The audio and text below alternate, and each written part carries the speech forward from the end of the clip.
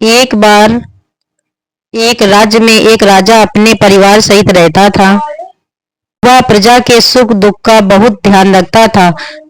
अपने राज्य के हर गांव में कुएं, तालाब आदि बनवाता रहता था, लेकिन सभी तालाब और कुएं हमेशा सूखे ही रहते थे, किसी में भी पानी नहीं भरता था। इस कारण से राजा हमेशा चिंतित रहता है कि कोई तो ऐसा उपाय होगा कि जिसके करने से पानी की समस्या हल हो जाएगी। एक दिन राजा ने अपने दरबार में सभा बुलाई और पानी के विषय में मंत्री और सलाहकार से चर्चा कर रहा था। अचानक तभी एक आकाशवाणी हुई, हे राजा, तुम अपने इकलौते पुत्र की बलि दोगे, तभी तुम्हारी इस समस्या का हल होगा, वरना तुम हमेशा ऐसे ही पानी के लिए चिंतित रहोगे। इस आकाशवाणी को सुनकर दरबार में बैठे सभी लोगों को आश्चर्य हुआ और सभी लोग दुखी हो गए। सभी सोचने लगे कि यदि इकलौते राजकुमार की बलि दे दी जाए तब तो राजा का वंश ही खत्म हो जाएगा। अब राजा बहुत चिंतित और व्याकुल होने लगा। रात में राजा विचार करने लगा कि यदि मैं अपने पोते की बलि दे देता हूँ तो कैसा रहेगा। इससे आकाशवाणी की बात भी पूरी हो जाएगी और मेरा वंश भी चल जाएगा, क्योंकि मेरे बेटे के जीवित रहने से भविष्य में और भी पोतों का जन्म हो सकता है। फिर तो राजा अपने मन में यही निश्चय करके सो गया। अगले दिन हलखष्टी व्रत आया। राजा के बेटे की बहू हलखष्टी का व्रत रखती है। इधर राजा सोचने लगा कि मैं अपनी बहू से उसके पुत्र की बलि के लिए कैसे मांगू। कोई माँ अपने पुत्र को बलि के लिए भला कैसे दे सकती है, और वह भी आज के दिन, जबकि माताएं अपने पुत्र के सुख और सौभाग्य और दीर्घायु के लिए व्रत रख रही हैं। राजा मन में विचार करने लगा कि क्यों ना मैं बहू को किसी बहाने से उसके मायके भेज दूं और पोते को छोड़ जाने को कहूं। जब बहू चली जाएगी तब मेरा काम बन जाएगा, बाद में बहू को कोई भी बहाना बना दूंगा। राजा का यह निर्णय उचित लगा और वह बहू के पास जाकर कहने लगा, बहू रानी, अभी तुम्हारे मायके से खबर आई है कि तुम्हारी माँ बहुत बीमार है, वह तुमको देखना चाहती है, तुम अपनी माँ को देखने चली जाओ, लेकिन पोते को मेरे पास छोड़ जाना। यह सुनकर बहू कहने लगी, पिताजी, आज तो हलखष्टी है, आज मैं कैसे जा सकती हूँ, आज के दिन तो हल जूती जमीन पर चलना मना रहता है। तब राजा बोला, तुम चलकर नहीं जाओगी, मैं पालकी सजवा देता हूँ, तुम उसमें बैठकर चली जाना। इधर बहू के जाते ही राजा अपने पोते को सागर के पास ले जाकर बलि चढ़ा देता है और उसके बाद उसे बहुत आत्मग्लानि भी होती है कि वह अब अपनी बहू से क्या कहेगा। उधर बहू जब अपने मायके पहुंची तो सभी महिलाएं हलखष्टी पूजा की तैयारी कर रही थी। उसकी माँ भी पूजा करने की तैयारी में बैठी थी। अपनी माँ को स्वस्थ देखकर बहू को बड़ी प्रसन्नता हुई, लेकिन आश्चर्य भी हुआ कि ससुर जी ने ऐसा क्यों कहा। उसके बाद सभी मिलकर हलखष्टी देवी की पूजा करने लगे। बहू भी पूजा करके व्रत का पारण कर कहारों के साथ वापस चली गई। रास्ते में वह कहारों को कहने लगी, हमारे ससुर जी ने जो भी कुएं, तालाब आदि बनवाए उसी तरफ से चलना, मैं तालाब में हाथ मुंह धोकर ही घर जाऊंगी। कहार को असमंजस होता है, लेकिन बहू की जिद के कारण वे उधर ले जाते हैं, लेकिन उन्हें कुएं, तालाब में पानी भरा हुआ देखकर बड़ी हैरानी हुई। वास्तव में आकाशवाणी के अनुसार राजा के बलि देने से ही यह चमत्कार हुआ था। बहू तालाब में उतरकर प्रणाम करती है और हाथ मुंह धोकर आंचल फैलाती है।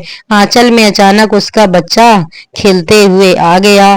बहू को यह देखकर बड़ा आश्चर्य हुआ कि बच्चा यहाँ कैसे आ गया। फिर वे दोनों घर पहुंचे। यह सब हलखष्टी माँ की कृपा से ही हुआ था। राजा को जब बात पता चली तो उसने अपनी बहू से माफी मांगी, लेकिन साथ में बच्चे को देखकर वह बहुत खुशी भी हुआ। राजा बहू को आशीर्वाद देते हुए कहने लगा कि यह तुम्हारे पूर्ण प्रताप का ही फल है। राजा कहने लगा, जिस तरह बहू के आत्मविश्वास और श्रद्धा के कारण हमारे घर में खुशी आई है, वैसे ही हमारे राज्य में सभी प्रजाजनों के घर में भी खुशी रहे। राजा ने अपने राज्य में घोषणा करवा दी कि अगले साल से हमारे राज्य में सामूहिक रूप से हल हलखष्टी की पूजा होगी। जिस प्रकार हलखष्टी माता की कृपा से राजा के घर में खुशियां आई, उसी प्रकार हलखष्टी माता के व्रत से आप सभी श्रोताओं के घर में भी सदैव खुशियां बनी रहे। सभी प्रेम से बोलिए हलखष्टी माता की जय। आइए अब आपको हलखष्टी के व्रत में सुनी जाने वाली कुछ प्राचीन कथाएं जिनके बिना यह व्रत अधूरा माना जाता है। प्राचीन काल में एक ग्वालिन थी, उसका प्रसव काल अत्यंत निकट था। एक ओर वह प्रसव से व्याकुल थी तो दूसरी ओर उसका मन गोरस तथा दूध और दही बेचने में लगा हुआ था। उसने सोचा कि यदि प्रसव हो गया तो गोरस यूं ही पड़ा रह जाएगा और खराब हो जाएगा। यह सोचकर उसने दूध दही के घड़े सिर पर रखे और बेचने के लिए चल पड़ी, किंतु कुछ दूर पहुंचने पर ही उसे असहनीय प्रसव पीड़ा शुरू हो गई। तब वह एक झरबेरी की ओट में चली गई और वहां उसने एक बच्चे को जन्म दिया। उस बच्चे को वह छोड़कर पास के गांव में दूध दही बेचने चली गई। संयोग से उस दिन हलखष्टी थी। गाय भैंस के मिश्रित दूध को वह केवल भैंस का दूध बताकर गांव वालों को बेच आई। गांव वाले भोले भाले थे, उसकी बात पर विश्वास कर लिया। उधर फिर झरबेरी के नीचे उसने बच्चों को छोड़ा था। उसके समीप ही खेत में एक किसान हल जोत रहा था। अचानक उसके बैल भड़क उठे और हल का फल शरीर में घुसने से वह बालक मर गया। इस घटना से किसान बहुत दुखी हुआ, फिर भी उसने हिम्मत और धैर्य से काम लिया। उसने झरबेरी के कांटे से ही बच्चे के चीरे हुए पेट में टाके लगाए और उसे वहीं छोड़कर चला गया। कुछ देर बाद ग्वालिन दूध बेचकर आ पहुंची। बच्चे की ऐसी दशा देखकर उसे समझते हुए देर नहीं लगी कि यह सबके पास ही सजा है। वह बड़े दुखी मन से सोचने लगी कि अगर मैंने झूठ बोलकर गाय का दूध ना बेचा होता और गांव की स्त्रियों का धर्म भ्रष्ट ना किया होता तो मेरे बच्चे की यह दुर्दशा नहीं होती। इसलिए मुझे लौटकर सब बातें गांव वालों को सच सच बताकर प्रायश्चित करना चाहिए। ऐसा निश्चय कर वह फिर वापस चली।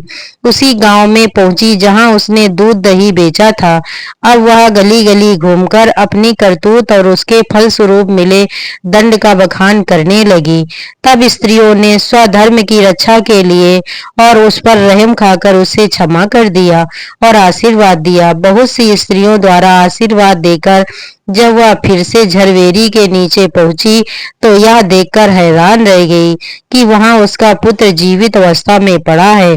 तभी उसने स्वार्थ के लिए झूठ बोलने को ब्रह्म हत्या के समान समझा और कभी झूठ न बोलने का प्रण कर लिया। हलखष्टी व्रत की दूसरी कथा के अनुसार एक बार काशीपुरी में देवरानी और जेठानी रहा करती थी। देवरानी का नाम तारा और जेठानी का नाम विद्यावती था। तारा अत्यंत उग्र स्वभाव वाली और विद्यावती अत्यंत दयालु थी। एक दिन दोनों ने ही खीर पकाकर ठंडा होने के लिए खीर को आंगन में रख दिया और बातें करने अंदर बैठ गईं। तभी दो कुत्ते खीर देखकर खाने लगे। आवाज सुनकर दोनों देवरानी जेठानी बाहर आई तो उन्होंने खीर को कुत्तों द्वारा खाते देखा। विद्यावती अपनी खीर को जूठन जानकर बची हुई खीर को भी कुत्ते के सामने फिर से डाल आई। उधर तारा ने दूसरे कुत्ते को एक कमरे में बंद कर दिया और उसे खूब मारने लगी। जैसे तैसे वह कुत्ता अपनी जान बचाकर बाहर भागा। दूसरे दिन दोनों कुत्ते एक जगह मिले और एक दूसरे का हाल पूछने लगे। इस पर विद्यावती की खीर खाने वाला कुत्ता बोला कि वह स्त्री तो बहुत ही दयालु थी, उसने तो मुझे बाकी बची हुई खीर भी खाने को दी। भगवान करे कि जब मेरा दूसरा जन्म हो तो मैं उसी की संतान बनूं, उसकी खूब सेवा करूं। अब दूसरा कुत्ता कहने लगा, मैं भी उस औरत की संतान बनूं जिसने मुझे खीर खाने पर बहुत मारा और पीटा था, ताकि मैं भी उसे बदला ले सकूं। उस दिन हलखष्टी का व्रत था। तारा की मार से वह बेदम कुत्ता मर गया। अगली हलखष्टी व्रत के दिन तारा ने एक पुत्र को जन्म दिया। जन्म के बाद वह बालक अगली हलखष्टी के दिन मर भी गया। इसी प्रकार तारा ने एक एक कर 5 पुत्रों को जन्म दिया। उसका पुत्र 1 साल बाद हलखष्टी के व्रत के दिन ही मर जाता, जिससे तारा दुखी होकर हलखष्टी माता से प्रार्थना करने लगी। और उसी रात सपने में तारा ने वही कुत्ता देखा जो उसकी मार से मरा था। कुत्ते ने सपने में तारा से कहा, मैं तुमसे बदला लेने के उद्देश्य से तुम्हारा पुत्र बनकर आता हूँ और मरकर पुनः जाता हूँ। तब तारा ने अपने अपराधों के लिए क्षमा मांगी तो उस कुत्ते ने कहा, तुम हलखष्टी व्रत करो जिससे तुम्हें दीर्घायु पुत्र की प्राप्ति होगी। सपने में कही विधि अनुसार तारा ने अगली बार हलखष्टी व्रत को विधि पूर्वक धारण किया और हलखष्टी व्रत से आशीर्वाद माता का प्राप्त किया। फिर हलखष्टी माता को कृपा से तारा ने दीर्घायु संतान को जन्म दिया और प्रसन्नता पूर्वक वह जीवन यापन करने लगी। उधर विद्यावती ने भी हलखष्टी व्रत कर माता की कृपा से एक सुंदर स्वस्थ और सुशील पुत्र को जन्म दिया और सुख पूर्वक रहने लगी। हलखष्टी व्रत की जो भी सच्चे मन से रहता है, माता रानी सदा उस पर कृपा अपनी बनाए रखती हैं।